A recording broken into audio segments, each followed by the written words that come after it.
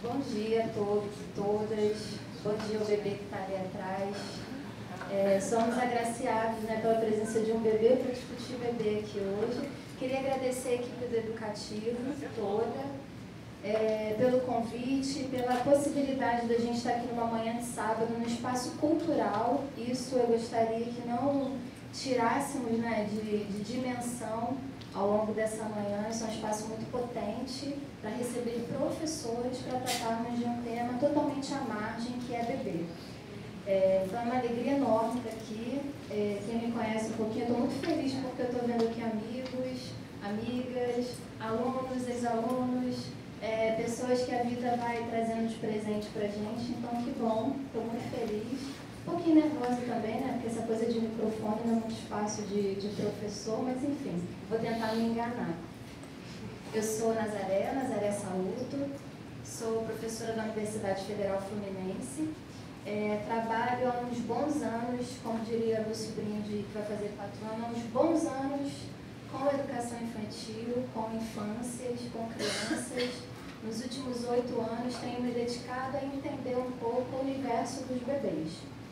Então, o JACA, o Educativo, ele traz uma chamada que é pensar bebês, crianças pequenas, literatura e formação do leitor. Só que eu fui um pouco desobediente, eu não contei para eles, estou contando só aqui agora para eles não desmarcarem. Eu fui um pouco desobediente e eu vou dedicar uma primeira parte a pensar junto os bebês e as crianças pequenas, tá? Isso tem um motivo que a gente vai conversar ao longo da manhã também. E vou trazer os livros, né? Os livros, como a gente vai vendo, eles vão entrando como um elemento cúmplice nesse diálogo que eu venho chamando de muito potente, nesse lugar do bebê que age, que pensa. A gente tem até meio-dia, né, Cíntia? Sim. Mas, na verdade, até uns 45, né? 15 para meio-dia tem que parar. Então, eu queria fazer um convite para a gente não fazer um formato, vocês me deixarem aqui falando o tempo todo sozinhos. Quem tiver pergunta, mediações, interações, pode perguntar, ok? Tá bom? Vocês conhecem esse livro? Quem conhece? Maravilhoso, né? Esse livro eu considero um dos clássicos da boa literatura. Sim, eu acredito que existe uma boa literatura pensada para bebês. É um livro antigo, de uma escritora brasileira, professora da Universidade Federal do Rio de Janeiro, que é a Graça Lima. A Graça Lima, ela simplesmente brilhou nesse livro. E são as ilustrações da Graça que hoje vão caminhar com a gente essa manhã, né? Eu gosto sempre, quando eu vou trazer o tema bebês e livros, eu gosto de pensar que as ilustrações, elas são textos também, que elas estão ali, junto com o texto escrito, nos ajudando a pensar o que esse tema principal propõe. É esse livrinho aqui, ó, bem pequenininho, bem miudinho. Eu fiz assim, eu não gosto muito de fazer PDF de livro, né? Porque livro é bom a gente mostrar, mas enfim, não teria outra forma. Então vamos lá, ele se chama Cadê? Graça Lima, pode passar. Cadê você? Estou embaixo de uma girafa. Ih, peraí, desculpa. Obrigada.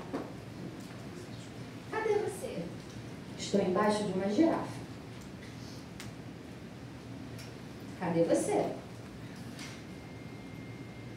Estou em cima de um rinoceronte. Cadê meu menininho? Estou do lado de um urso polar. Cadê meu amorzinho? Estou na frente de um leão. Cadê o meu filhinho?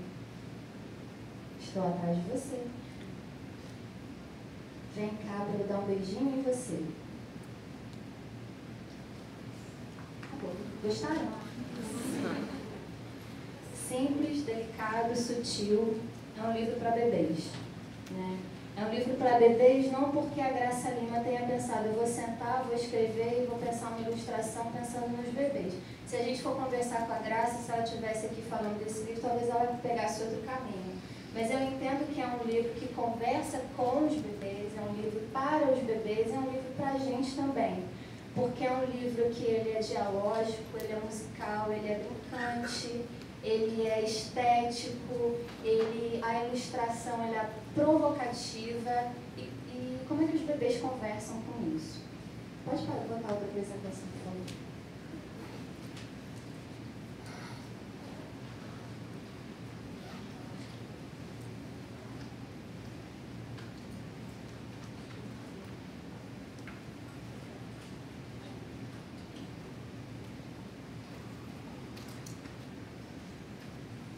Já vamos voltar.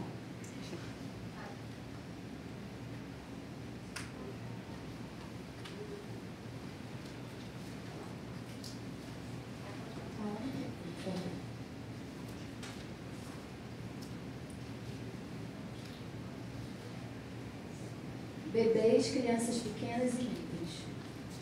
Eu trago como subtítulo Solidariedade, Encontro, Materialidade e Vida.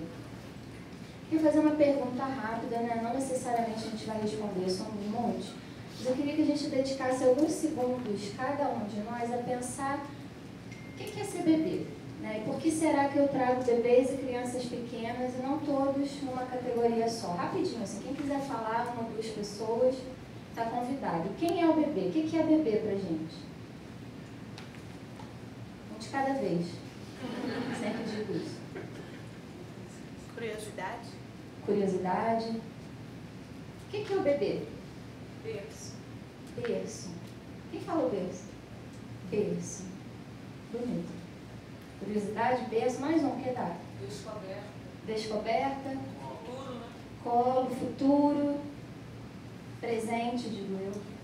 Atualidade, também digo. Falei duas. Ninguém se inscreveu? Bebês, crianças pequenas e livros. Muitas vezes, quando a gente vai discutir literatura, formação do leitor, vocês me corrigem se eu estiver enganada, mas é muito comum a gente pensar naquela roda clássica. Outra coisa também, deixa eu fazer um adendo aqui, outra coisa também que eu vou provocar um pouco ao longo da manhã, a gente está aqui numa conversa para e com professores. Então, a gente, tecnicamente, está pensando escola, creche, espaços de educação, não é isso? E quando a gente pensa nesse espaço, a gente pensa também em certas práticas que já não são comuns, correto? Então, quando a gente pensa em livros, formação do leitor, a gente não imagina aquela roda? Quem nunca? Estou falando mentira? A roda, o adulto aqui na frente, o livro, as crianças, correto? Não. Isso também acontece. Com bebês não acontece. Assim, eu tenho trabalhado muito com um elemento chamado subversão. Os bebês como esses agentes que eles já chegam na vida dizendo o seguinte, para nós aqui tudo mudou. Porque a gente, é natural que a gente trabalhe, opere com uma certa lógica, que a gente projete algumas coisas, mas na verdade os bebês, como eles trazem uma certa novidade, expressam nos gestos, na linguagem, na forma de se relacionar, eles apresentam também um modo diferente daquele que estamos acostumados. Então, eu vou trazer algumas cenas, algumas narrativas de pesquisas que tenho feito lá no mestrado, doutorado, agora com os alunos de graduação, para a gente tentar pensar um pouco como é que a gente constrói esse caminho com os bebês. E para isso a gente precisa, em alguma medida, trabalhar um pouquinho, esgarçar um pouquinho alguns mitos que a gente tem em torno dessa categoria, dessa pessoa. Porque a gente, na escola, como professores, a gente está trabalhando para uma formação do leitor nos moldes que a gente conhece. Não está incorreto, é isso mesmo, a gente tem uma intenção, a gente planeja, a gente tem uma função educativa. E uma das funções da educação é trabalhar a formação de leitores, é que formemos bons leitores, leitores que saibam entender metáforas, contextos. Como é que a gente constrói esse caminho com os bebês, que chegam muito cedo à vida institucional coletiva? Então, para isso, eu tenho me dedicado a pensar muito essa categoriazinha, bebê, que nos leva a pensar em presente, em futuro, em berço, em criatividade, em colo, em bagunça, em subversão e o que mais a gente quiser. A gente pode inventar muitas categorias para os bebês, Eu queria perguntar ali não sei se ele é o pai, porque está com o bebê no colo, o que ele diria, Porque normalmente quem está com o bebê no colo está suando. Suor também é uma boa categoria para a família dele. Pode passar, por favor, Cíntia. Eu tenho trabalhado, eu sou professora, pedagoga, eu esqueci de dizer que por quase 20 anos eu fui professora de bebês. Então eu me vejo aqui agora falando com um público de adultos, mas em alguma medida, na minha imaginação, na minha metáfora, na minha fabulação, os bebês estão aqui comigo também. Eu tenho pensado muito em cruzar 3 campos para pensar os bebês. Vou explicar por quê. A educação, obviamente, psicanálise e antropologia. Por que fazer isso? A educação, porque a gente vai pensar a partir do ponto de vista das práticas, dos planejamentos, das estruturas institucionais, das políticas educacionais voltadas para os bebês, o que é muito importante. Então, em alguma medida, a gente está pensando nesse como receber o bebê. A psicanálise ela me ajuda a pensar processos de subjetivação e intersubjetividade. Né? Como é que o bebê se torna um de nós? Quando eu digo um de nós, não é porque ele não seja humano, mas como é que ele se torna alguém que participa desse conjunto simbólico de valores, de expressões ideológicas da cultura partilhada por todos nós. Como é que eu vou tentar entender isso? Conversando com a antropologia, que é o estudo do homem. Né? Como é que as culturas se organizam também? E aí eu trago uma problematização para a gente pensar o que a gente tem oferecido do mundo para os bebês. Né? E por que eu escolho 3 campos que dialogam por si também com a filosofia? Vocês já devem ter ouvido falar, com certeza, né? Bebê está de moda. Quando eu era professora de bebês, tinha a Lola, ela era linda, ela era toda linda. Eu falava, Lola, você está muito linda. Eu estou da moda, NASA. Ela dizia, eu estou das modas. Então, bebê está das modas. Né? A gente tem inúmeros artefatos, objetos, utensílios, livros, narrativas, tudo pensando um bebê, né? Mas é um bebê que vai ser alguma coisa muito incrível, uma linha ascendente. Então, quando a gente vai lá nos catálogos que se dedicam às mães, por exemplo, às gestantes, o que a gente vai encontrar para elas? Leia para o seu bebê desde o ventre, porque é muito importante ler para o bebê desde a barriga, porque o bebê no futuro vai se tornar um leitor. O bebê está lá dentro, nem saiu ainda. Pois bem, depois vão dizer para nós, professores, é muito importante ler para os bebês, porque aí eles vão entrar em contato com as letras, porque aí também ele já vai saber reconhecer as letras, porque aí ele vai formar frases e palavras. Não é uma inverdade, mas a literatura não é só isso, tampouco os bebês o são. Né? Tampouco a cultura é essa lógica ascendente linear que a gente caminha para uma linha para cima. Né? É por isso que eu tenho pensado três campos, que não é clínico, que é muito mais cultural e do diálogo com uma psique que se forma e se transforma ao longo da vida, porque eu estou um pouco criticando e tensionando essa ideia, essa lógica que impregna as nossas práticas cotidianas, que é algumas coisas, vou tentar enumerar, de que a gente precisa dar para o bebê alguma coisa que ele não tem. Esse é um dos mitos que eu critico. De que quanto mais a gente der, mais ele vai ter. Então, essa ideia do mais, do volume, de alguma coisa que a gente tem que dar para o bebê consumir, é quase aquela metáfora da Emília, comedor de livros, vocês já leram? Essa história do Monteiro Lobato? Né? A sugestão era comer muitos livros para ficar muito sabida, engolir aquelas palavras e ficar muito inteligente. E outra coisa que é uma ideia preparatória para o futuro dos bebês. Isso, para mim, tem sido mais aterrador, mais grave. Né? Eu sou professora, me considero uma militante da política, de pensar os bebês, então essa é uma fala política também, isso é inegável. E essa é das coisas que mais tem me estarrecido, o volume de consumo que a gente dá, em nome que a gente diz que é bom para o bebê. Não estou desqualificando o que se dá. O que eu estou chamando a atenção, tentando problematizar, é como a gente organiza esses artefatos. Palavras como estímulo, desenvolvimento, essa linha ascendente para o bebê, é algo que, pelo menos lá quem é meu aluno sabe, quem já fez sabe, quem eu já trabalhei junto sabe, eu faço muitas perguntas em torno disso, eu problematizo muito. Né? Porque isso vai de encontro diretamente a uma ideia de que o bebê não é, de que o bebê não tem, de que a gente vai dar.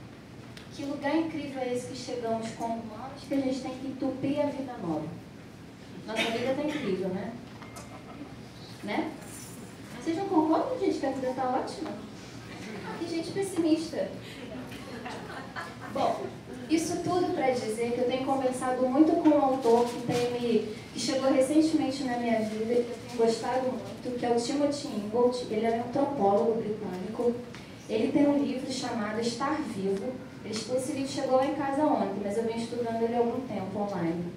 E ele vai dizer o seguinte, né? Ele tem uma teoria ampla que eu não vou debulhar aqui, mas essa frase dele conversa com o que a gente está conversando. Ele vai dizer o seguinte: por que conhecemos apenas nossas fontes textuais, mas não o que usamos? Para não mencionar os inúmeros companheiros, tanto com quem compartilhamos nossas vidas. Está tudo cortado aqui. Se o nosso objetivo for ler o mundo, como eu acredito que deva ser, então o propósito de textos escritos deve ser enriquecer a nossa leitura, para que possamos ser melhor aconselhados pelo mundo e capazes de responder ao que o mundo está nos dizendo. É linda essa passagem do livro. O Timothy Ingold, ele vai dizer que o movimento de estar vivo, ele caminha em 3 direções, que é o movimento, a observação e a descrição. Né? Isso é a vida humana. Isso é o que nos coloca aqui e agora. E os bebês fazem exatamente isso. O bebê é alguém que age com tenacidade em direção à vida. Essa é a principal tarefa do bebê. Então, com relação aos livros, por exemplo, eu insisto que a gente não precisa ter medo. Uma vez que temos acervos, que temos bons leitores em torno dos bebês, a gente não precisa ter medo. Os bebês vão em direção ao texto, vão em direção à materialidade do livro, para morder, para babar, para ler, para puxar página, para ficar do nosso lado, olhar para o livro, olhar para a gente, olhar para a nossa boca que gesticula, porque os bebês querem pertencer, porque os bebês estão vivos, e os bebês são pessoas. Não é óbvio, mas são. Pode passar, por favor.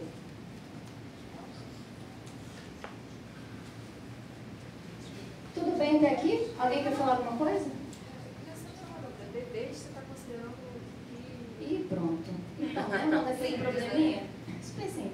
Eu considero, por exemplo, o bebê até os 3 anos de idade. Depois a gente pode conversar. Isso não é uma concordância, tá? Isso é uma defesa que eu faço, mas não estou sozinha também. Tá vendo como tem problema? Porque já começa aquele burburinho. Eu sei como é, gente. Pode passar, por favor. Essa imagem, pega rapidinho. É Carol. Mari, só um pouquinho.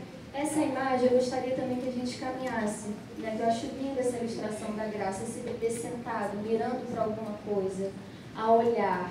Né? Os bebês observam, né? É como o Ingold fala, a observação é alguma coisa relacionada ao estar atento. Nunca, não há um bebê desocupado da vida, não existe isso. Né? Os bebês podem estar desinteressados daquilo que nós propomos como incrível para eles, mas eles nunca estão desocupados, né? Porque a tarefa de viver exige uma imersão nos processos de observação. Como é que o bebê aprende a ficar de pé? Experimentando amplamente ficar deitado, se virar de um lado para o outro. Então não existe bebê desocupado. É esse bebê que eu acredito que vai em direção aos livros também. O bebê que está olhando com desejo, com vontade de pertencer. Pode passar.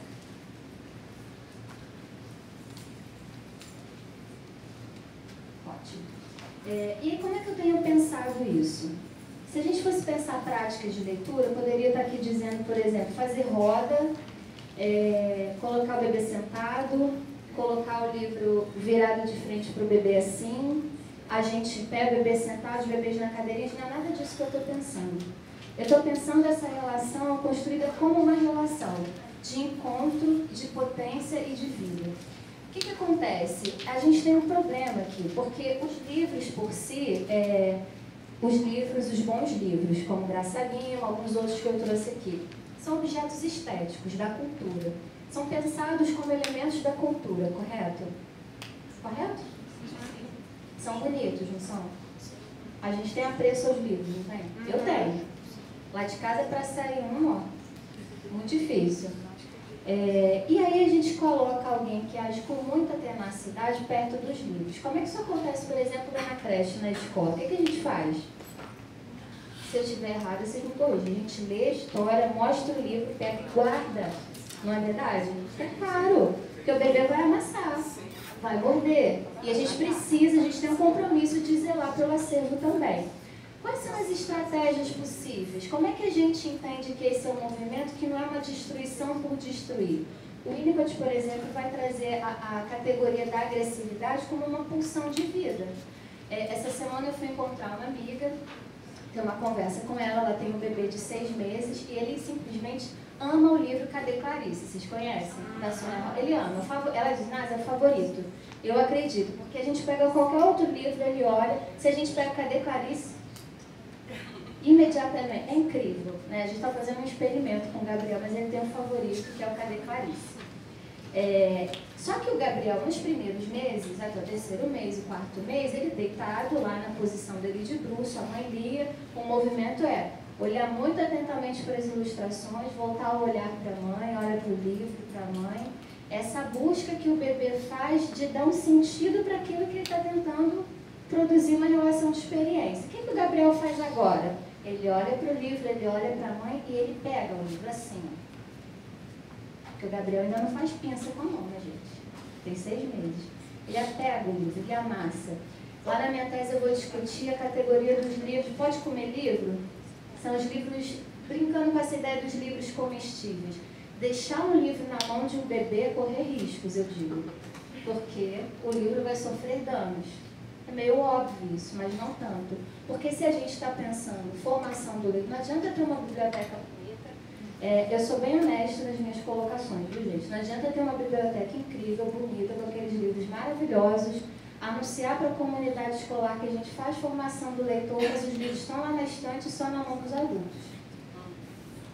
Aí a gente não está fazendo formação do leitor, a gente não está sendo coerente com aquilo que a gente propõe.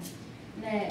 Qual é o equilíbrio dessa tensão destruidora, de preservação, do nosso lugar de ocupar um papel de formação, mas também com esses elementos, que é a solidariedade. Por que eu trago a solidariedade como elemento? Porque nós já fomos bebês, concordam? Quando que a gente foi bebê?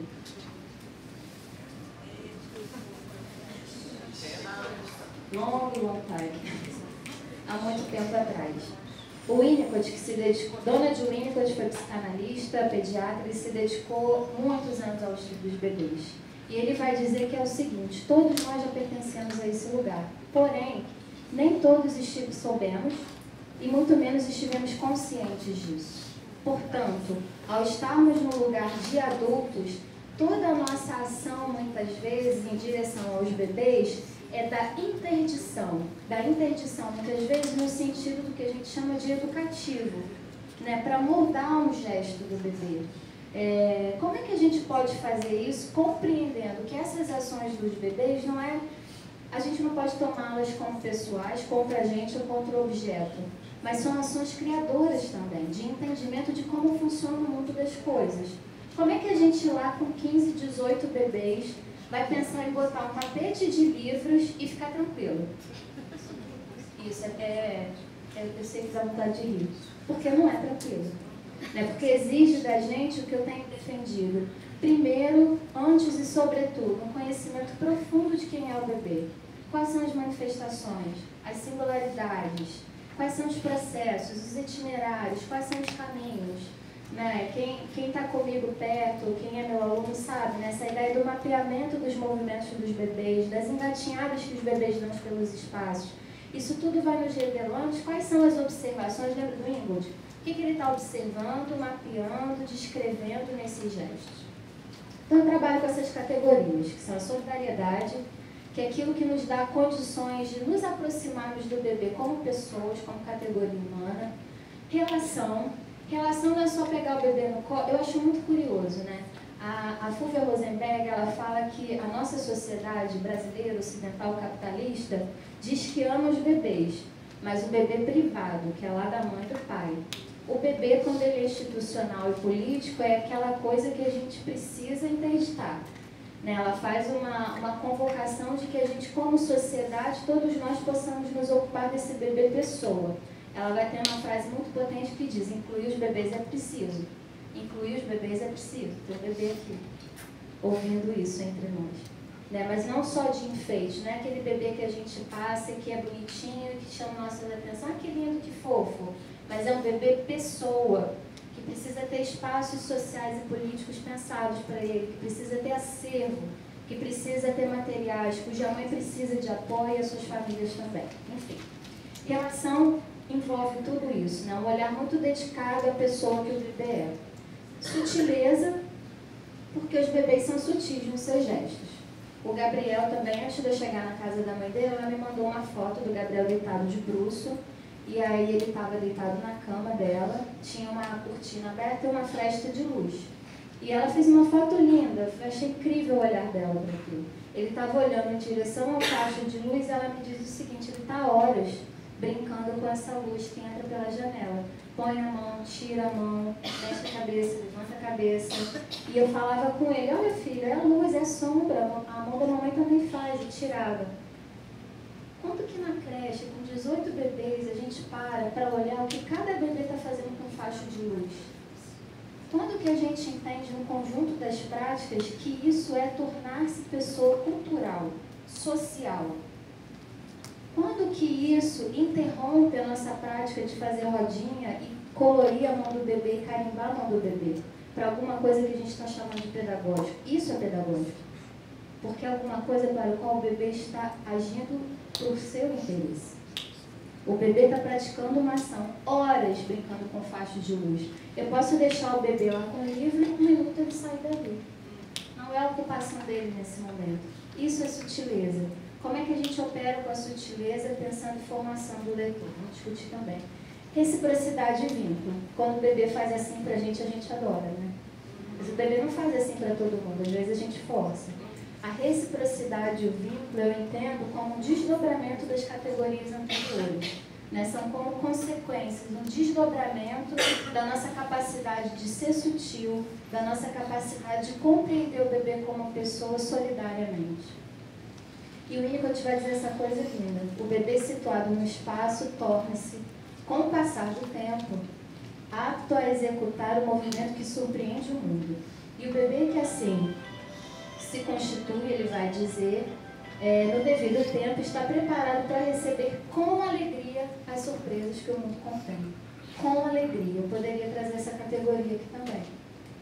Quando que a gente está entendendo que é alegria para o bebê e não só a nossa alegria de propor e o nosso produto ficar do jeito que a gente quer? Difícil, né? Sutil, né? Ser professor de bebê não é brincadeira. É muito difícil, eu acho. Muito exigente, pode passar. Bom, vou passar rápido por isso aqui. Qual é o seu nome? Flávia, respondendo um pouco a sua pergunta, quando eu vou lá, eu vou estudar bebês e livros, desde lá do meu mestrado até o doutorado. Quando eu chego no doutorado, eu estou falando de livro, de relação de bebê, mas eu não estou sabendo quem é o bebê.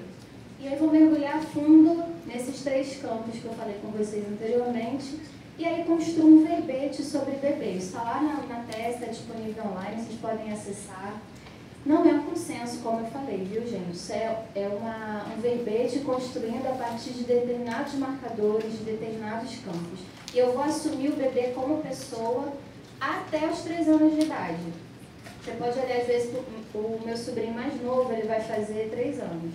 Em novembro ainda, para mim que é super bebê. Mas você pode olhar para ele e não tem nada de bebê. Menino que corre, que fala tudo. Né? Mas especialmente no interior da creche, eu estou defendendo essa faixa etária, esse limite, justamente porque eu defendo que a gente dê mais tempo para as experiências subjetivas dos bebês.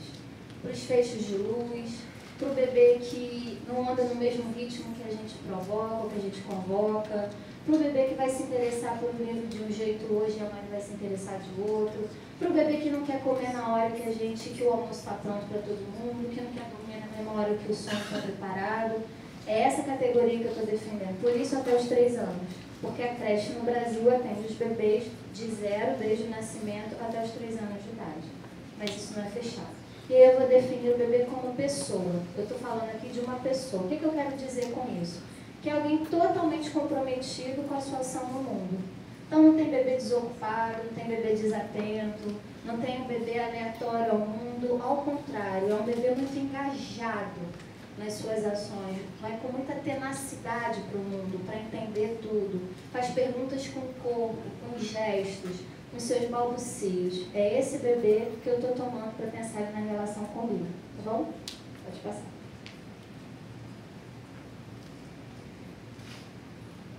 pouco o que eu já falei. E eu queria chamar a atenção para uma coisa, eu estou lembrando aqui do planejamento que eu fiz com a equipe do Educativo, que eu acho importante reforçar. A gente tem atualmente, especialmente no campo da neurociência, que é muito atraente, muito importante, eu diria, a gente tem muitas defesas clínicas para o bebê, né? É como se a clínica, isso não é de hoje, a pediatria, parte da psicologia, parte da psicanálise, as áreas da saúde, a enfermagem, elas são diagnósticas, então é como a gente entende, se dedicou como sociedade, pouco a entender o bebê nessa relação cultural e social. A área médica parece que vem se ocupando de algo que são marcadores mais biológicos, etários, lineares. Não estou, de modo algum, vou repetir, desqualificando. Há estudos importantíssimos na área da saúde, que inclusive eu os leio. Mas o que eu estou chamando a atenção é que o bebê não é só isso. Então, assim, é muito importante ler para o bebê, porque você ativa 785 milhões de neurônios. E se você ativa 750 milhões de neurônios, o bebê, não vai dar ruim, não vai dar problema no futuro. Não sei, né? Às vezes você tem crianças, bebês de até 3 anos que são devoradores de livros. Com 5, 6, 7, 15 anos não querem nem saber de livros, né? Nada é determinante definitivo porque nós estamos em movimento de vida. Isso vai fazer com que eu tire os livros de cena com os bebês? De modo algum. Eu sou uma árdua defensora de tem que ter acervo para bebê em todo lugar. Isso quer dizer que não vamos ler para os bebês porque eles não entendem? De modo algum. A gente vai ler sempre, todo dia, a hora que a gente puder, a que a gente conseguir, que a gente quiser, né? Mas menos ocupados de que os bebês respondam a um determinado modelo que está na nossa cabeça, no nosso imaginário, porque essa sociedade nos formou assim, né? Na minha experiência como professora, eu comecei como pesquisadora. E eu sempre li muito, porque eu era leitora, sempre adorei livros e eu levava na sacola. Eu comprava livro e eu levava para a escola para mostrar para as crianças. Queria nem saber, reunia todo mundo lá, não comprei isso aqui, vamos ler juntos, chamava todo mundo. Aquilo funcionava. Comecei a estudar sobre isso, fui investigando, né, e tentando entender por que chamava, por que o livro chama. Mas eu não estava ocupada muito em saber se as crianças estavam ficando muito espertas, super leitoras, porque eu estava lendo muito para elas, né? Há elementos no livro que chamam algumas crianças e outras não, né? Às vezes esse stop, essa saída da ação quando a gente está na prática é algo que a gente precisa fazer mais, né? Como professora de adultos agora, eu batalho muito, milito muito na ideia dos registros, da escrita diária cotidiana. A gente precisa pensar sobre o que a gente faz. Porque quando a gente pensa sobre o que a gente faz, a gente vai ver que a gente tem um monte de perguntas que morrem com a gente todos os dias, né? Porque a gente dorme, acorda, trabalha o dia inteiro, volta e não pensa sobre o que a gente faz. Pode passar. Que horas são, por favor? Pode passar. Ah, não passa não. Eu adoro essa... Olha isso. Tá lá no livro, lembra? É a hora que ela pergunta, cadê você? Tô do lado do urso polar. Eu, na verdade, ele tá do lado da geladeira. Gente, eu amo. Acho muito incrível. E a Winnicott vai dizer essa coisa, eu amo o Winnicott. Eu amo meu marido também, que tá aqui. Mas o Winnicott você sabe. O mundo que compartilhamos com a criança é também o seu próprio mundo. O Winnicott diz que o bebê tem um mundo. É incrível. O bebê tem um mundo, gente. Não é a gente que dá um mundo para ele tem. De modo que ela está capacitada a senti-lo intensamente. O bebê sente intensamente. Age intensamente, corporalmente. Os balbucios, as entonações daquele gesto, vem com essa força. Este mundo real tem muito a oferecer, desde que sua aceitação não signifique uma perda da realidade do mundo pessoal ou imaginativo interior. Veja a sutileza dessa ação. Como é que a gente atua? É o nosso compromisso oferecer, levar no CCBB, na exposição. A gente trouxe o Leo semana passada, né? Achando, a gente gostou mais do que ele, eu acho. Porque o que ele mais gostou aqui foi ter esse espaço enorme para correr. Ele ama correr de um lado para o outro. Às vezes, quando ele viu o dragão, ele ok. Mas a viagem dele estava no espaço. Mas ele veio aqui. Mas a gente trouxe. E a gente disse que era uma exposição de desenhos animados. E a gente nomeia esse mundo rico que a gente ajuda a criar para os muitos Enzos dessa vida. Como é que a gente faz isso sem tentar invadir esse universo imaginativo e criativo que o Enzo já tem? Sutileza. Pode passar agora, obrigada. Bom, esse é o leão, que na verdade era a televisão, lembra? Engraçadinho demais. Bebês, crianças pequenas e livros. Agora eu vou falar um pouco, os livros estão chegando. Pode passar, por favor. Bartolomeu Campos de Queiroz, quem me conhece também sabe, a gente que anda aqui, né? Porque livro já está cabendo. Mas ele vai dizer isso que nenhum outro autor disse do jeito que ele vai dizer. Quem está com o bebê no colo aí, ó, é incrível. A criança manipula o livro de cabeça para baixo, não é verdade? Do meio para o fim, da cabeça para cima, rasga a barba, senta em cima, levanta. A liberdade lhe permite isso. Quantos bebês podem ser livres, eu diria. Só em liberdade, olha o que ele diz, só em liberdade inventamos e reinventamos o mundo. A liberdade é que conduz o leitor, leitura fora. A criança é que elege a leitura e atribui ao objeto o livro que ele tem a lhe dizer. O livro é um objeto e a criança o sujeito. Nesta relação é o sujeito que fala. Como não amar Bartolomeu Campos de Queiroz? Nessa relação é a pessoa que conversa. Só que no livro há muitas vozes, né? Então eu defendo também de que a literatura, a formação do leitor são pessoas, palavras de pessoas que se endereçam. Tem um trabalho muito interessante da Maria Beatriz Serra, e ela vai conversar com autores e editores de livros feitos de 0 a 3. Ela vai chamar isso no trabalho acadêmico dela. E ela vai conversar com os autores em especial, e tem um autor que fala assim, ó, estou até famoso, não sei se posso citar, vou ver se fala antes. 0 a 3, o que é 0 a 3? Olha isso. Pra gente é super óbvio, né? Mas não, eu faço livro. Esse livro aqui, por exemplo, eu fiz desse modo, porque eu queria conversar com essas cores, porque eu vi tal coisa um dia no parquinho. Ele está descrevendo muito mais um processo criativo, a ocupação dele é muito mais criativa do que pensar um livro para 0 a 3. Quem faz isso são as editoras. Quem faz isso somos nós.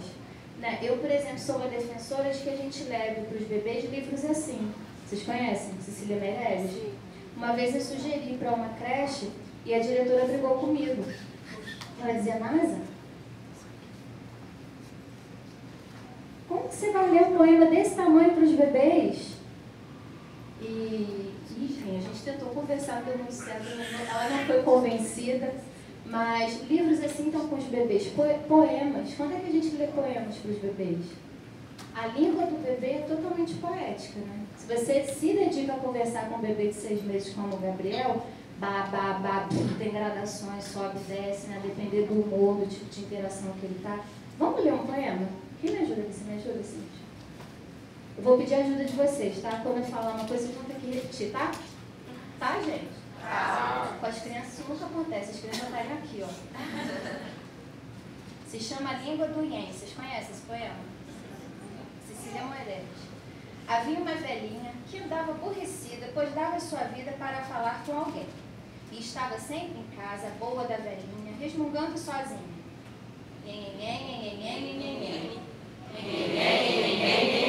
Essa velhinha.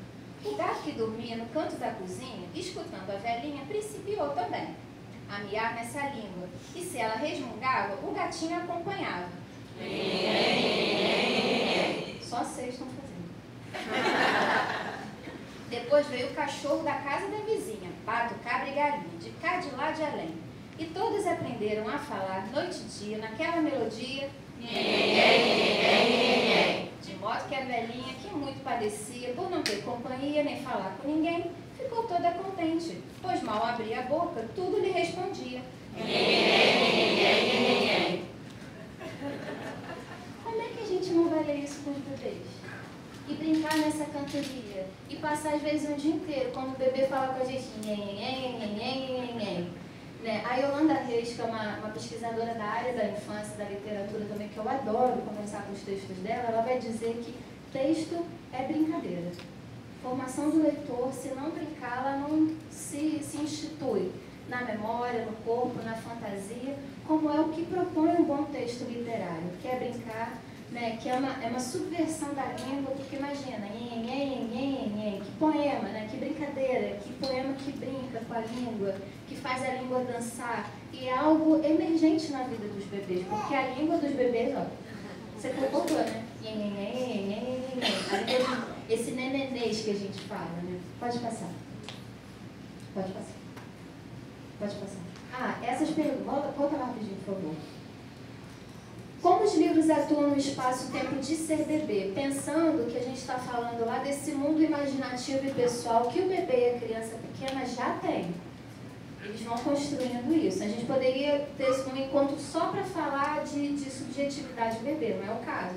Mas esse processo está em constituição, está em fabulação o tempo todo. Quem conversa com quem? Quem conversa com quem? Os bebês conversam com os livros conversam com os bebês. Como é que se dá essa interação?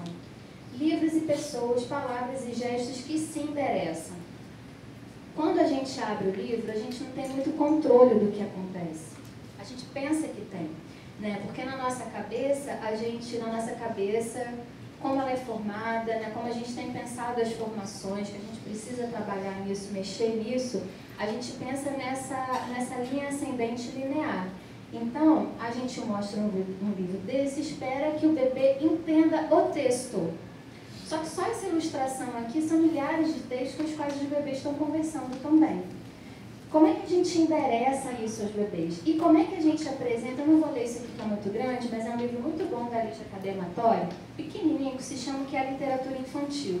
Parece diretivo, mas não é. Em poucas palavras, ela vai dizer história, contexto, o que na verdade define o que é literatura infantil. E uma das coisas que ela vai dizer, que define essa categoria literária, é o sonho, a fantasia, a fabulação, a estilística, a brincadeira com a língua. Lembra quando a gente escuta muito assim, quem lê muito escreve bem? Não é porque a pessoa fica super erudita, é porque a gente entende que a língua é alguma coisa feita para a gente brincar, né? Algo para a gente subverter, para a gente tirar o que está na realidade desse eixo comum e dar uma balançada. Fazer igual aqueles carneirinhos da Silvia Ortoff, dar uma reboladinha e sai correndo. Pode passar, gente. E agora eu vou falar um pouco desses bebês e a subversão da sacralidade do livro. O livro é sacro, né? Livro é caro. Vocês concordam? Livro é caro. Livro de literatura infantil é caríssimo, né? Às vezes a gente deixa de comprar o de literatura para comprar um livro acadêmico, né? Escolhendo entre um e outro. Livro na mão de bebê não pode normalmente, porque os bebês vão rasgar, vou só contar esse mesmo, tem provas aqui. Como é que é o equilíbrio disso no cotidiano se a gente está aqui numa conversa entre professores, mas entre mães também? Pode passar. Esse é o Luiz. Ele tinha 11 meses na época da minha pesquisa, e eu trouxe alguns fragmentos aqui rapidinho, tá vendo? Uma sequência rápida, para a gente ver o que ele faz com o livro. Luiz está muito menos interessado em sentar com o livro e ler a história. Ele não foi pedir para alguém ler para ele. Ele pega o livro e o trata como aquilo que o Bartolomeu falou, um objeto. Ele brinca com o objeto. Quando eu trago lá no subtítulo a materialidade, os bebês caminham muito em direção ao livro por aí também. O projeto gráfico do livro é algo a ser estudado, né? O tamanho, a textura, o modo como as folhas estão organizadas. Há livros ditos, por exemplo, para os bebês, que os bebês não conseguem folhear, que é aquele cartonado duro, e os bebês não conseguem passar a página, precisam de ajuda. Isso tudo está em jogo quando a gente está pensando em formação do leitor, pensando no bebê e crianças pequenas. Porque as crianças estão também se relacionando, entendendo o processo da materialidade. Então, agora, muito rápido também, os bebês sentam, pegam o livro. Vocês não acham isso incrível? Maria Júlia, na minha pesquisa, 12 meses, pega o livro, bota de frente, com a ponta dos dedos, na maior delicadeza, vai lá embaixo e passa a folha, passa a mão por tudo que está no texto, vira a folha, passa a mão por tudo, vira a folha. Quem nunca viu isso? Ela está lendo? Não sei. Não sei o que ela está fazendo. Eu posso chamar isso de leitura. Há pessoas que defendem que sim, eu tenho dúvida. Mas eu sei que ela está vivendo uma experiência com esse objeto que é destinado à leitura. Que ela vê na sociedade as pessoas fazendo exatamente isso. E ela sabe que o que tem aqui não é essa falação da linguagem coloquial. Quando a gente vê as crianças de 4 anos, disse ela, certa vez, havia no palácio, né? Tá conversando com uma linguagem, com uma língua que é totalmente do universo estilístico literário, não é do cotidiano. As crianças estão lá conversando com o texto. Isso para a gente pensar um pouco também, que muitas vezes parece que a gente não está fazendo nada, porque os bebês não entenderam de pronto, porque... Qual é a cor da capa da Chapeuzinho? Os bebês viram as costas, vou embora. Tipo, você não merece nem resposta. Ou quando a gente faz perguntas retóricas demais, e os bebês... Ou as crianças... Nasa, ontem eu comi mamão. Não. Né? Trazem coisas... Isso não quer dizer que as crianças não estão se relacionando com a história. Porque muitas vezes, uma semana depois, Nasa, naquela história do lobo, você vai ler de novo? Que história, Fernando? Aquela que o lobo pega e vai por aquele caminho. Uma semana atrás a gente leu aquela história. Uma outra coisa que eu defendo, já me adiantando aqui, muitas vezes a gente bota lá no nosso planejamento. Quem faz planejamento semanal? Ih, gente, ó, tem que ver isso aí. Brincadeira. Quem faz planejamento muitas vezes, eu já acompanhei algumas vezes planejamento, às vezes está lá um livro por dia. E aí, como é que coloca? A Chapeuzinho vermelho, e aí vou comer maçã, depois eu vou colorir as maçãs, depois eu vou fazer suco de maçã, depois a gente vai brincar. No dia seguinte, a Rapunzel. Não, peraí. Né? Gente, Rapunzel é alguma coisa que mexe com a estética. Tem criança que fica, amarra tecido e passa uma semana andando pela escola, já viram isso? Eu sou a Rapunzel e os cabelos se arrastando. O processo de elaboração imaginativo criativo não é do dia para a noite. Quer dizer que eu vou levar 7 semanas lendo Chapeuzinho? Não. Montem um acervo, deixa as crianças escolherem, deixa as crianças brincarem com esse texto que vem para a carne, vem para a vida, vem para o corpo, para a interpretação, para a dramatização, para a brincadeira. Escolham outros, escolham autores, ilustradores, tragam diversidade para os contextos com as crianças e para os bebês também, viu? Pode passar. Será que se passar bem a legenda daqui? Não, então deixa, pode voltar lá. Essa é uma cena de pesquisa também. Quando eu fui lá pesquisar com os bebês, pensando em bebês e livros, lembra que eu falei que eu fui... Tá, estou falando de livro, mas eu quero pensar os bebês. E aí eu cheguei lá no seguinte, imagina, eu levei o meu acervo, porque eu estava num contexto em que os livros são poucos, são raros, são quase a totalidade constituídos por doação. É muito difícil, às vezes, no espaço público ou conveniado, montar um bom acervo, porque é caro. Então eu levei os meus livros. E aí eu dizia para os professores, não, o que eu quero é ver como é que os bebês vão aos livros, o que eles vão fazer com os livros. Aí eles ficavam muito desconfiados comigo, gente. Mas assim, você vai fazer nada? Não, vou fazer, vou tentar arrumar um jeito de como é que a gente vai organizar para os bebês virem. Não, mas você não vai chamar? Eu falei, não. Não, mas você não vai sentar? Não. Eu só vou chegar com material. E aí foi acontecendo uma coisa na pesquisa que depois, analisando, eu fui definir como cenários literários. Cenários brincando muito com essa ideia de geografia mesmo, de paisagem que muda. Então, o que eu fazia? Eu chegava com a minha sacola cheia de livros, como sempre, né? Tem uma aqui hoje. Um tecido, lógico, né? Que são elementos que a gente sabe que funcionam, que dá certo. Câmera fotográfica, muitos livros, eu, minha companheira de pesquisa, as professoras e os bebês. Esse foi o primeiro dia que eu combinei com as professoras, e aí eu tirei o tecido da bolsa, um tecido bem molinho, malhado, eu tenho ele até hoje. E fiz assim, ó. Na hora que eu fiz assim, como ele é muito leve, ele fez um ondinho embaixo, deu um vento. Conseguem ver? Na hora que fez o ventinho, levantou o cabelo dela. Tava nem aí para os livros. A gente ficou horas, sacode o tecido, levanta o cabelo.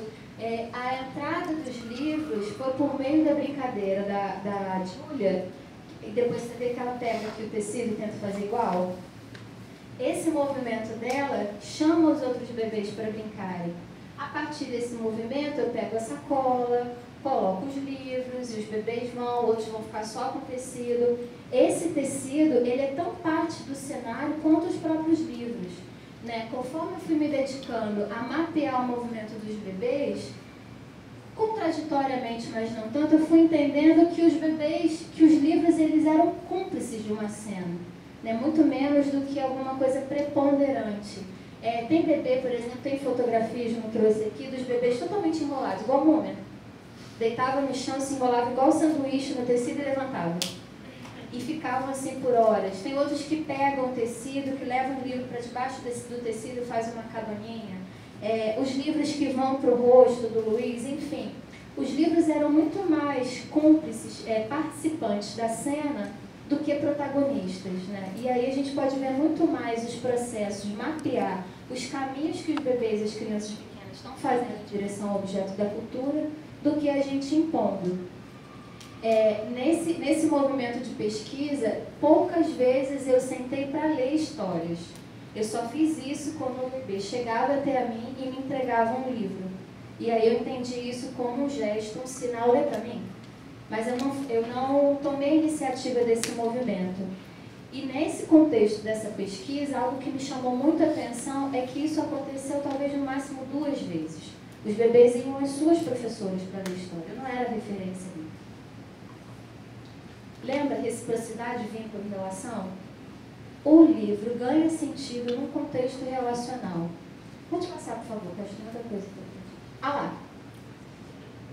Mordida aqui, gente, a mordida na lompada da contracapa. Mais mordida, página solta. Pode passar. Essa coleção que vocês conhecem, que é maravilhosa. Eu adoro esse autor. É um livro que quando você abre assim, ele fica com 60 centímetros. Eu não trouxe ele hoje. E aí, o que é? Parece uma coisa que não vai abrindo, vai abrindo, vai abrindo, é uma grande brincadeira. Tanto que lá, o livro foi totalmente... Não, ou seja, esse livro ele era caminha para o corpo dos bebês, chapéu, roupa, enfim, muito mais um brinquedo. Pode passar. Isso é muito importante. O Le Breton também é um antropólogo, né? O André Le Breton. Ele vai falar de como nada é natural. Muitas vezes, quem me conhece aqui é meu aluno, o já esteve perto de mim, sabe que às vezes vem aquele texto escrito, naturalmente a criança aprendeu a ler tal coisa. Naturalmente a criança... E aí, gente, não passa. Não há nada natural nessa vida, não é verdade? Tudo é aprendido, tudo é conquistado, tudo é subjetivamente, não gosto muito dessa palavra, não estou achando outra, apreendido nesse universo que a gente está, que é da cultura, que é do universo social, atravessado por muitos sentidos. O Le Breton ajuda a gente a pensar nisso. Então, muitas vezes, quando a gente está com o bebê, puxa vida, ele ficou 1 minuto, até a menor concentração na história. Mito. Mito do bem, viu? Quero dizer aqui. Estou evitando usar essa palavra agora. Mito. Por quê? O que está em jogo? Por motivos óbvios, acho que vocês entenderam. Os bebês estão vendo como é que a gente pega o livro, que a gente vira o livro pra gente, que a gente faz assim, ó.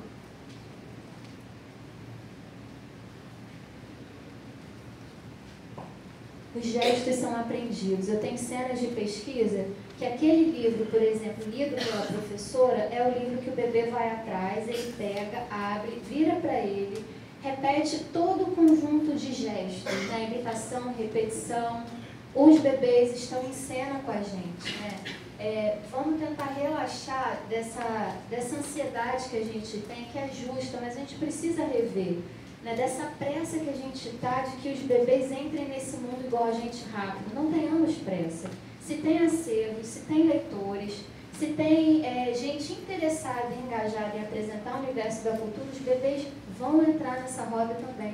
Porque os bebês querem pertencer, as crianças querem participar.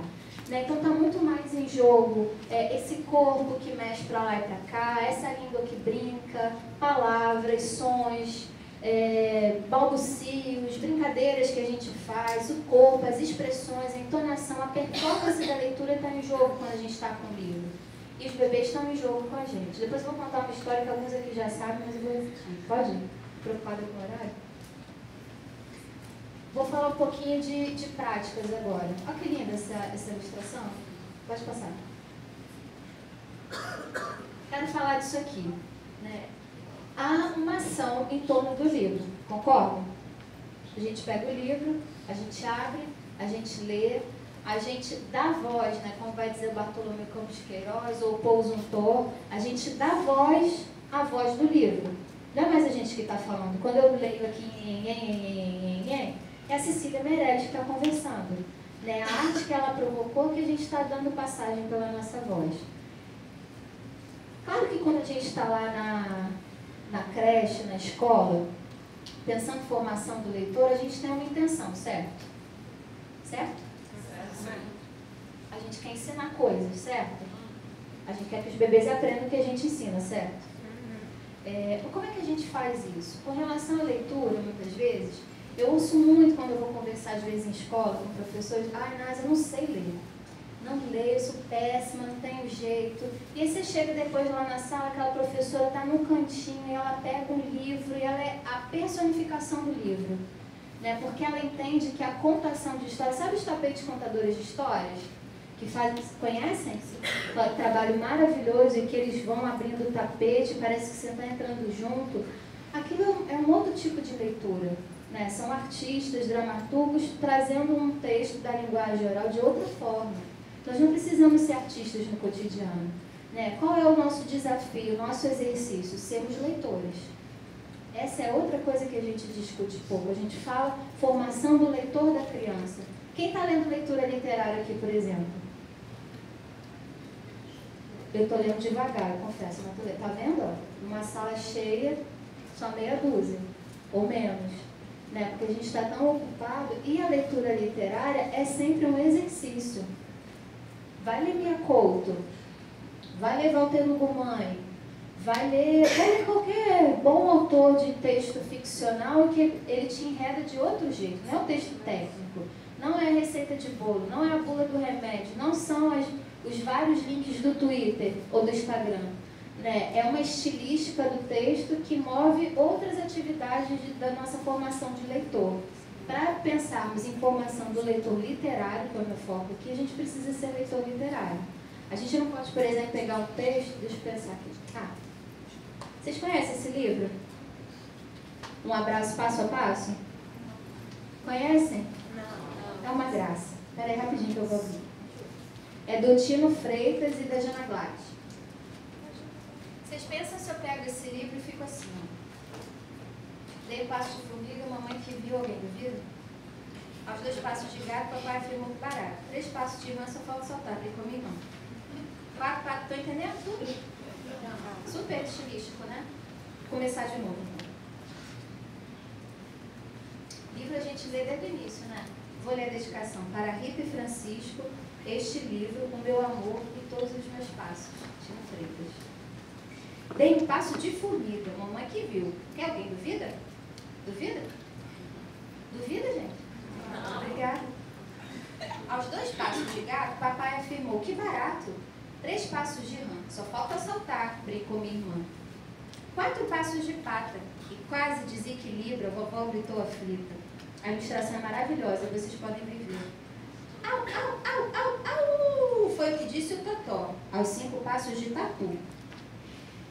6 passos de... Alguém adivinha? Não. Disse a madrinha. Ninguém sabe também. Olha aí essa ilustração como virou. 7 passos de touro. Agora firmou, disse o vovô. E quando embalei, titia disse, ai Jesus, 8 passos de avestruz. Não cai mais, disse o primo falante. Foram 9 passos de elefante. 10 passos do bebê, consegui, viva! Agora eu quero é correr para um abraço. Aí tá todo mundo aqui que participou da história. Entonação, voz, performance. Para estar com o microfone na mão aqui, só o educativo do CCBB de vocês para fazerem isso. Eu não sou teatral, não sou do palco, não é minha área, não gosto. Mas eu me compreendo como uma boa leitora literária. Né? Eu consigo entender que o texto literário precisa de instrumentos para se dizer, se endereçar ao outro. Não precisamos ser atores para sermos bons leitores, para sentar lá no cantinho com as crianças e mexer nos livros, e ler e brincar. Né? Então, esse conjunto aqui de elementos, voz, gestos, ilustração, palavras, língua, o próprio objeto livro é para ser lido também com as crianças. Vou mostrar outro livro aqui rapidinho. Sentar. Conhecem esse livro? Maravilha. Esse aqui vocês conhecem? Um elefante se balança? Gente, eu preciso mostrar esse livro aqui rapidinho antes que eu me esqueça. Um Bebê Bem Aí, vocês conhecem? Esse é um livro muito importante, recém-lançado. Depois eu vou dizer por quê. Me lembrem, antes de acabar. Não sei se eu consigo ler história, mas eu quero falar um pouco do conteúdo desse livro. Isso é algo que a gente discute pouco, porque às vezes a gente lê um livro e quer que o bebê entenda. Mas o livro, ele tem um conteúdo próprio, né? Ele tem uma narratividade para ser expressa, ele tem uma narrativa que o constitui, a gente entende? Né? E às vezes são narrativas pungentes, né? Tem adulto que chora com história, né? Dependendo do conteúdo, porque a literatura é algo que nos afeta os bebês também. Pode passar. Depois eu quero chegar nisso. Me ajuda de novo, Cintia. Eu quero mostrar esse livro aqui para falar da leitura do livro. O livro como objeto a ser lido. Esse livro aqui também, eu digo que ele é para estar lá com os bebezucos mesmo. Igual aquele que está ali atrás. Qual é o nome desse bebê que está aqui? Jesus Emanuel. Ah, que lindo. Estou tirando uma sonequinha agora. Está conseguindo, né? Quem quer brincar comigo? Obrigada, Liana. Quem quer brincar comigo? Também é do Tino Freitas, gente. Persigam o Tino Freitas. Para Pedro, Antônio e Miguel, que sempre trazem uma notícia boa quando tocam a campainha. Vocês conhecem esse livro? A gente conhece. Uma campainha. Vocês vão me dizer no final se esse livro é para estar com os bebês ou não. A pequena casa da menina toda tarde se agiganta e ninguém mais se espanta com tanta visita esquisita. Foi assim que aquele dia se encheu de alegria. A menina lia, quando no meio de uma linha ouviu o som da campainha. Ao abrir a porta, deu de cara com o Todd. Sabe quem é o Todd? Não. É um patinho pagode que vira e mexe e se sacode. Ele entrou na casa, coçou o peito com o bico, abriu as asas e começou a grasnar. Quen, quen, quen, quem quer brincar comigo? Eu. A menina disse, eu quero. E foram juntos se divertir. Mal começaram a brincar, soou a campainha. Quem será que se avizinha? A menina abriu a porta e deu de cara com o Salgado. Sabe quem é o Salgado? Não. A gente. É um porquinho roliço, olha o Salgado. É um porquinho roliço, educado e muito, muito animado. Ele pediu licença, entrou na casa, enroscou o rabo, cheirou o chão e de supetão começou a roncar. Rondei, rondei, rondei até achar esse lugar. Quem quer brincar comigo? Eu. A menina, o patinho e o gato disseram, nós queremos. E foram juntos se divertir. Agora que eu vi que está dobrado errado. Eu não vou ler tudo, senão vou me avançar. Mas é o seguinte, vai tocando a campainha, cada um que chega quer brincar. E aí convida o outro, e a gente vai dizendo que quer brincar, e a campainha toca. E olha o que acontece com o livro. Olha o que o Tino Freitas faz.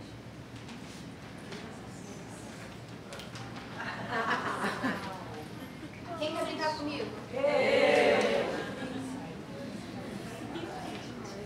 Olha o projeto gráfico desse livro. Quem vai dar um livro desse na mão do bebê? Nenhum de nós, né? Jesus Emanuel não vai brincar comigo. Obrigada, querida. Eu coloquei esse livro numa lista para bebês de 11 meses, 9 meses, até 15 meses. Esse livro aqui é o terceiro que eu compro, por exemplo, que foi para pesquisa e ficou bem detonado, bem destruído, está lá de memória. É claro que não é um livro que a gente vai entregar para o bebê e ficar lá. Mas vocês entenderam o texto? Que é um texto que sai para além de si mesmo? Quem quer brincar comigo? As crianças não são nada tímidas. Eu já vem logo brincar e toca a campainha. Pé. Agora é outro tipo de campainha, Nazi. E a gente vai brincando. E vem essa musicalidade. Gesto, performance, corpo, projeto gráfico entra em cena como aprendizado que constitui essa formação do leitor. Eu quero falar rapidinho, estou preocupada com o horário, tá tudo bem? Quais são? 11h35. Tá, perfeito. Eu quero falar dessa relação com a língua, que a gente é muito ocupado dela, né? A gente tem muita preocupação se as crianças vão aprender a ler e escrever, não é? Eu também tenho. Não, acho que a criança não pode sair lá do Fundamental 1, por exemplo, sem saber ler e escrever bem, sem compreender metáforas. Mas até os 5 anos na educação infantil, se a gente se ocupar de outra coisa, tá bom também. É o que é importante. Botar a criança sentada para fazer folhinha, com medo de que ela lá no primeiro ano não vai saber ler e escrever, não dá mais. Né? Isso é seminal categórico. O que os bebês, o que as crianças fazem com a língua? Vou convidar vocês a lerem essa frase aqui rapidinho. Rápido.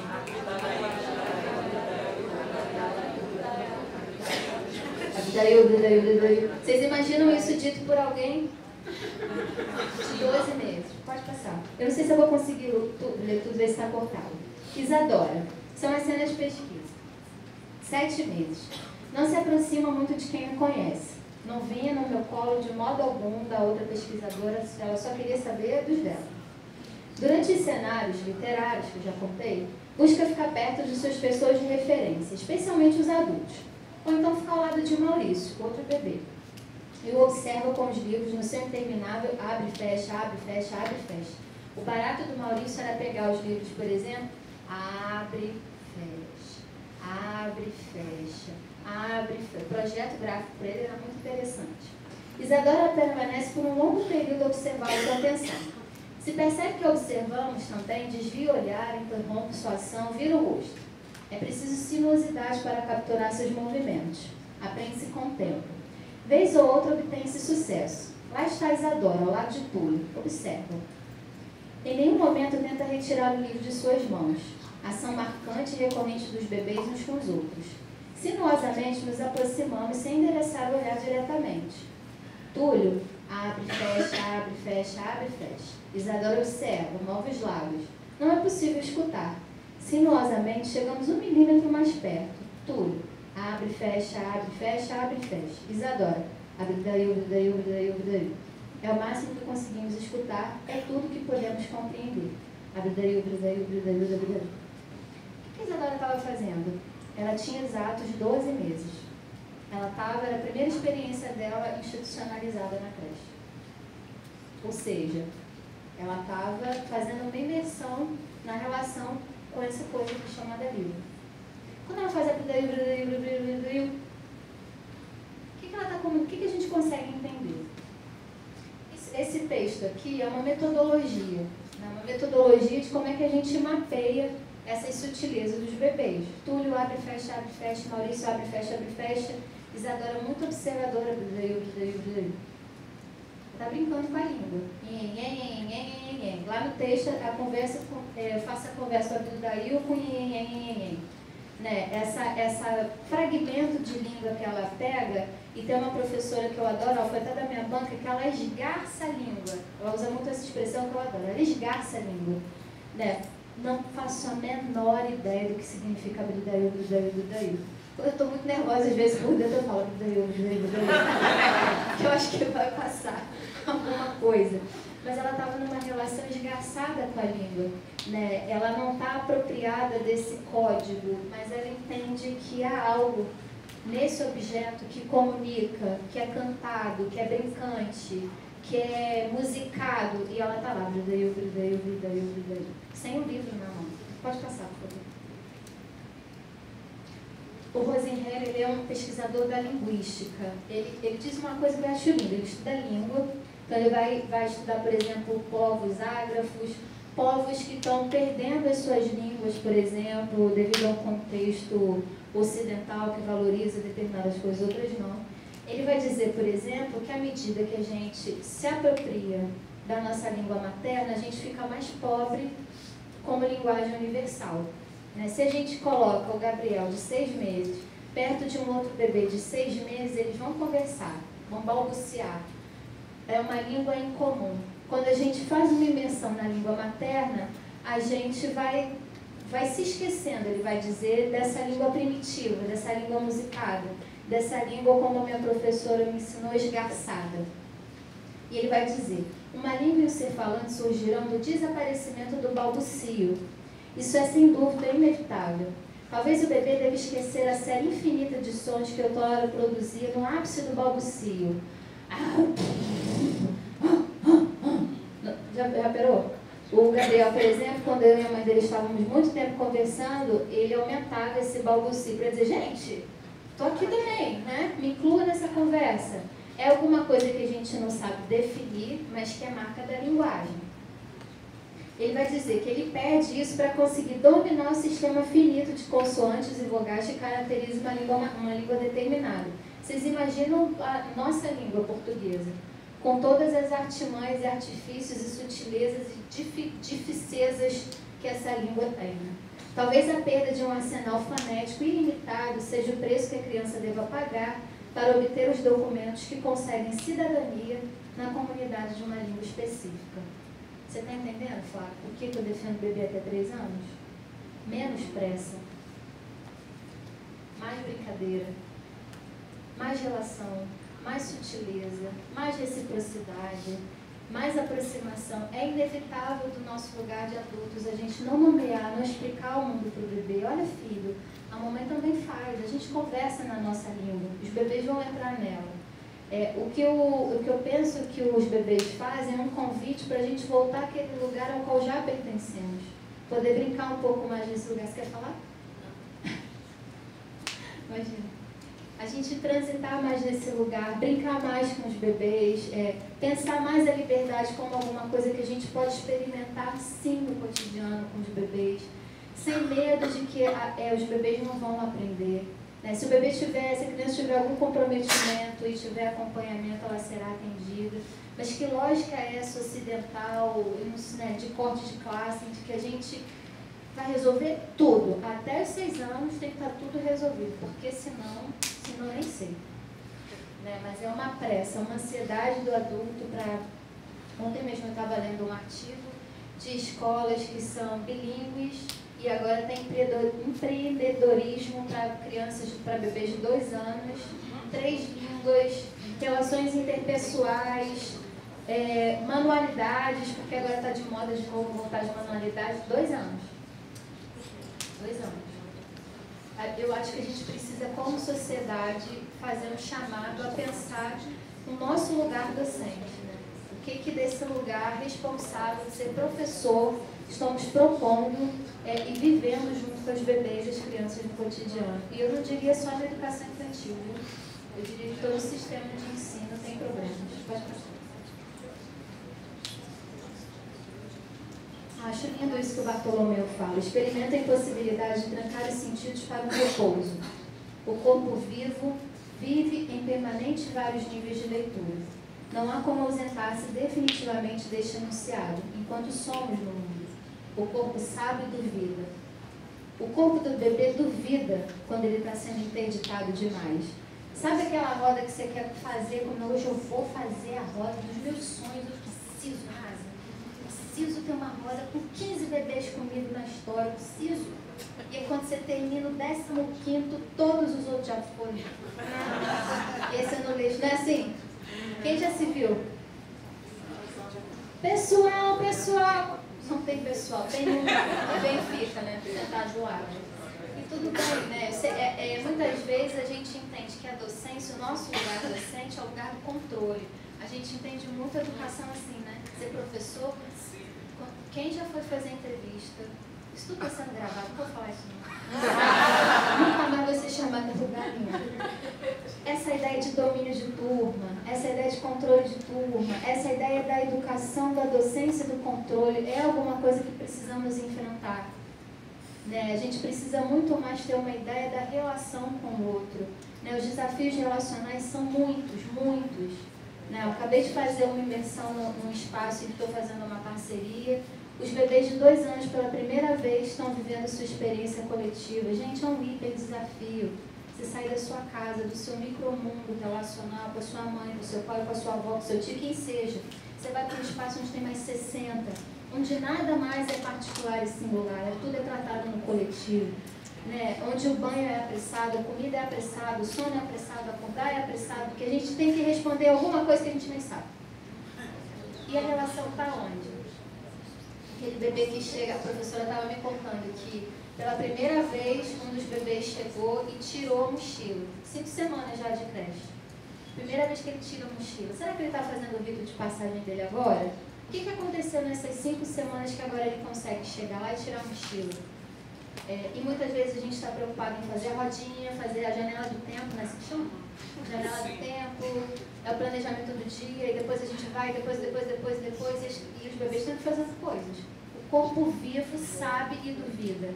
As crianças vão sair da roda, as crianças vão correr, você vai querer catar ele, foge. O corpo vivo sabe e duvida. Acho que eu vou até fazer uma camisa com isso. O corpo vivo sabe e duvida, né? Porque o corpo ele é feito para ser usado. Na criança muito pequena, no bebê, isso é um estado de ser, de saúde. Né? O tempo que a gente fica aqui sentado, parando, olhando para alguém falando, isso é infabível, né, gente? Vamos combinar, falar a verdade. Para o bebê não pode. Né? A gente precisa criar espaços de liberdade, tirar muitas mesas e cadeiras da sala, deixar espaço para as relações, para os microgrupos. Pode passar. Estou chegando já ao fim.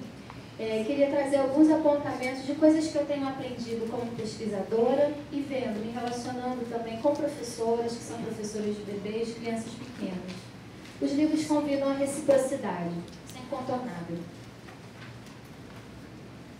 Porque os livros são bonitos, porque os livros são estéticos, porque os livros são palavras endereçadas de alguém para um outro. Né? Os livros têm algo a comunicar e precisam da voz de um leitor que faça isso. A construção e fortalecimento dos vínculos travados nas relações entre as pessoas. Eu sempre conto essa história, eu adoro. Duas histórias eu vou contar. A primeira é do Ângelo, que eu era professora, ele tinha 2 anos. E tem uma coleção do Marcelo Xavier, vocês conhecem? Lendas e mitos do folclore, ele faz umas ilustrações de massinha, é lindo. E aquele livro entrou no gosto da turma, eu li aquilo todo dia, mas nem eu aguentava mais, gente. Olha, eu no jogo e não faço. E eu li aquilo todo dia, e o Ângelo lá no canto. Não queria saber daquela história, já não sei o que acontecia. Ele ia pra lá, ele ficávamos eu e os outros. Belo dia chega o Ângelo, ô Nasa, essa história que você está contando tem nesse livro? Esse bicho, ele perguntou, esse bicho existe, Nasa, de verdade? Ai, Sofia, de 2 anos, existe? Sofia, deixa eu pensar, o que você acha, Ângelo? Eu não sei, mas está nesse livro? Eu falei, pode ser, você quer levar? Quero. Levou 20 vezes o livro para casa. 20 vezes ele ficou de longe, depois ele levou o livro 20 vezes para casa. Esse controle não passa por nós. Está claro? O que passa por nós é a nossa capacidade de estabelecermos vínculos e relações significativas com as crianças. Né? Oportunizar que as crianças possam se experimentar também nesse lugar. Livro dá medo, alguns textos dão medo, né? Se a gente faz uma bruxa muito bruxa, ó, tem criança que sai fora, né?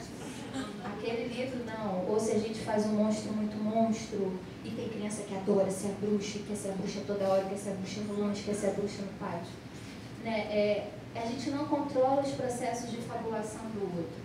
O que a gente pode organizar e propor são bons acervos, boas experiências, bons momentos de leitura, muito boas relações no cotidiano, né? Muitos cenários literários. Pode passar. Práticas que envolvem bebês, crianças pequenas e livros envolvem riscos. Então a gente precisa falar isso nas nossas gestões, a gente precisa cobrar das políticas públicas, né? A gente precisa ter acervo, porque acervo se desgasta. A gente tem que ter atualidade de acervo. Eu quero até falar daquele livro. Quem conhece esse livro? Você gosta, Cláudia? Gostei muito desse livro, mas não é um livro simples. Se chama Um Bebê Vem Aí. Depois vocês podem vir aqui ver. Só vem. Não é sorteio de livro. Se chama Um Bebê Vem Aí, da editora Paz e Terra. É uma mãe, vou dar spoiler, não tem jeito. Está grávida e ela conta para o seu outro bebê, pode ser, né? Que ela vai ter um bebê. Uma mãe que está grávida. E aí ele vai fazendo várias perguntas, como as crianças fazem. A criança que tem muito medo, né, dessa chegada de alguma outra pessoa que vai chegar, mexe muito psiquicamente, às vezes. Muita ansiedade. Mas o tema desse livro é o tema de uma maternidade solo. É um tema hipercontemporâneo. Não tão contemporâneo assim, porque na nossa sociedade ele é uma realidade há muito tempo. É uma mãe sozinha que está contando, cadê esse pai? Não sabemos. É um conteúdo totalmente sensível, pungente, urgente, delicado. Se a gente vai pelo tema, esse livro não entra em lista da educação infantil, por exemplo. Se a gente entende que a gente precisa poupar muitas vezes as crianças na escola, né, de determinadas... Tem gente que não me permitiria ler esse livro para criança. Mas os temas pungentes estão na vida. E muitas vezes a organização estilística, até parece uma história de vida. Muitas vezes, na palavra literária, na palavra estética, a gente consegue encontrar conforto para elaborar coisas que racionalmente a gente não dá conta, né? Com as crianças, né? Em processo de constituição da linguagem. Sabe quando as crianças estão num momento difícil e você senta e fala assim, mas o que está acontecendo? Vai ser conversando assim com a gente, né? Está acontecendo alguma coisa na sua vida? Na sua casa? Como está? Conta para mim. É importante que a gente faça isso. Vem cá. Mas às vezes a gente só oferece um colinho e a criança fica ali, não é? E chora, ou não fala nada, ou não quer participar de nada. E às vezes você lê uma história, a criança pega a história e bota embaixo do braço. Não sabemos porque também não podemos controlar. Mas há algo de estético na palavra que nos toca numa outra dimensão do sensível, que racionalmente a gente não controla. Os livros também cumprem essa função, né? Os livros, eles são muito mais do que bonitos ou muito menos didáticos. Eles têm uma função didática, mas não são apenas isso, né? Os livros também comunicam sensibilidades, dão notícias do mundo, né? Em contextos de ditadura, em contextos de ataque democrático, onde é que a gente vai encontrar respiro? Na arte.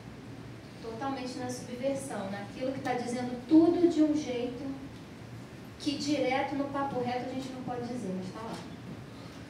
Pode passar. Obrigada.